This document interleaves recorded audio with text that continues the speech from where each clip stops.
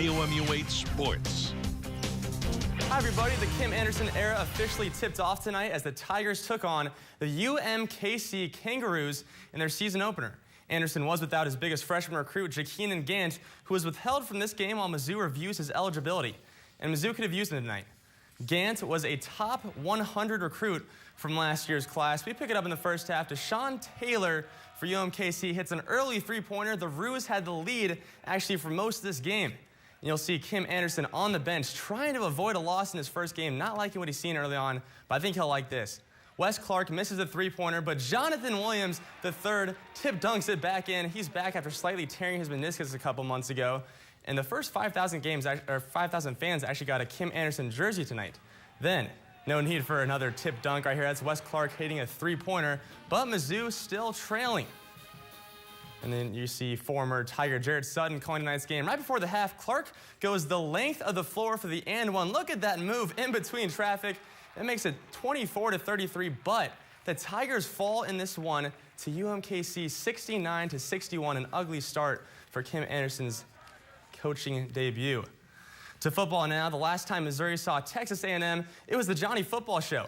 But this year, the Aggies are starting a freshman with only 2 starts under his belt. KOMU 8's Tyler Griever is live in College Station to tell us more about Aggie QB Kyle Allen. Well, Nick, you're right. Kyle Allen only has 2 starts to his name, but not many guys can say they've beaten Auburn on the road in one of their first 2 starts. Against the Auburn Tigers in his first SEC start, Allen completed 66% of his passes for 4 touchdowns and just 1 interception. He was actually the first true freshman Aggie quarterback to win on the road since 1992. The SEC rewarded him for his performance by naming him its Offensive Player of the Week. Former SEC quarterback and Heisman Trophy winner Tim Tebow sees a lot of potential in Allen. Well, I think you've seen some really big-time plays, and I think you've also seen a freshman out there, especially in his first start. But he's someone that, obviously, coming out of Scottsdale, Arizona, was very hyped, has a lot of talent, can make a lot of big-time throws. You're playing against the best teams in the country, and you're playing against a lot of the best defensive lines that are rushing you and linebackers that are blitzing. So there's a lot of pressure, and Missouri's got 2 of the best defensive ends in the country, so I'm sure they'll be getting after him early. He'll probably be hearing about it.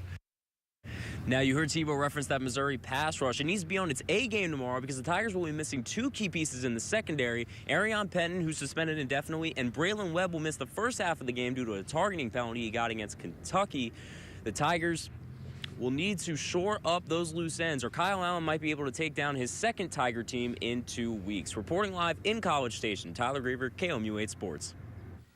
Thank you, Tyler. Now we go to the high school football playoffs in Missouri, and there are 5 mid-Missouri teams competing tonight in the state quarterfinals. And we start with the Battle Spartans in Class 5, and if you had told me that I'd be saying that line at the beginning of the year now, I would have said you're crazy.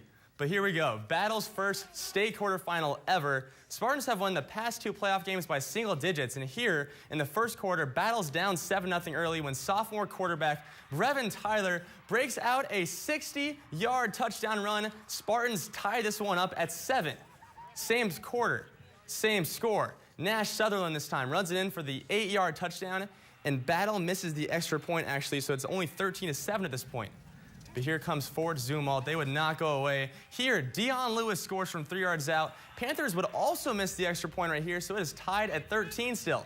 But we jump to the third quarter, still 13-13, and it's Tyler again. This time, through the air, finds Javion McQuitty for a 50-yard touchdown all the way to the house. Battle goes up 20-13, and that is the final in this one. Spartans win by single digits again, and they are headed to the state semis.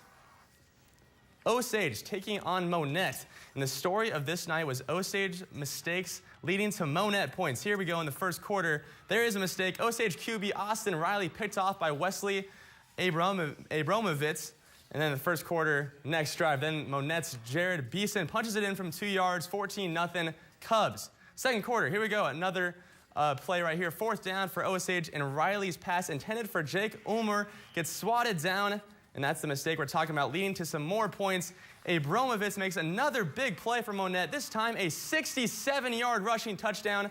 Cubs now up 21-0. And Osage did end up scoring later, but it wasn't enough. Monette beats Osage handedly, 42-21. We go to California, where Orchard Farm is taking on the Pintos and Jaden Barr. And in the first quarter, it is Barr finds Landon Mouse for a 17-yard touchdown. Pintos up 7-0 at this point. In second quarter, who else but Barr? This time, he decides to take this one himself, and he would go all the way up the middle. That is a 64-yard run this time, puts California up 27-7, and Barr accounted for 4 total touchdowns in the game. Man, that guy is incredible this season. And here in the second, you know who it is. Barr again, chooses to do it with his arm this time, finds Dylan Norton, and he would do the rest. 54 yards down the right sideline. Pintos up 34-7 at this point. And then just before the half, Walker Borghardt added with a 65 touchdown run right here, and the Pintos go on to cruise to the 56-21 victory.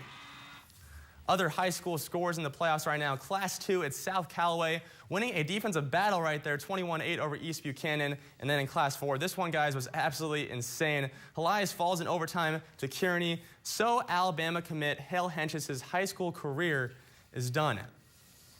To volleyball we go. The Missouri Tigers headed on to the Hearn Center to take on the Georgia Bulldogs in the first set. It is freshman outside hitter Casey Reuter delivers the hard spike right there. Missouri takes the 9-8 lead, but would drop the first set. Third set, redshirt sophomore Amanda Docks cashes in for Georgia.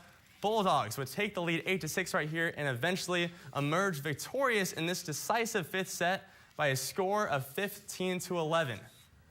And that is all we have for Sports Today.